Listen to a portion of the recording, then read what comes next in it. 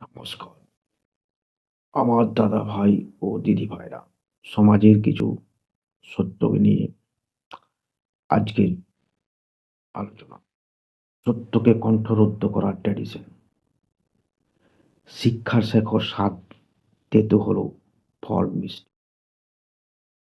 রাজনীতি অংশগ্রহণের অনীহার অন্যতম শাস্তি হলো নিজের চেয়ে নিকৃষ্ট দ্বারায় শাসিত হওয়া। মিথ্যে নয়, মিথ্যে নয় কথাগুলো। এমএলএ এমপি হয়ে বিধানসভা কিংবা পার্লামেন্টে পৌঁছাতে গেলে এমএ এমএসসি পিএইচডি অথবা মিনিমাম কোনো কোয়ালিফিকেশনের প্রয়োজন নেই, বরং এমএ এমএসসি পিএইচডিরাই নন মেট্রিক এমএলএ এমপিদের পেছনে হাত কচলাতে কচলাতে স্যার স্যার করে ঘুরবে।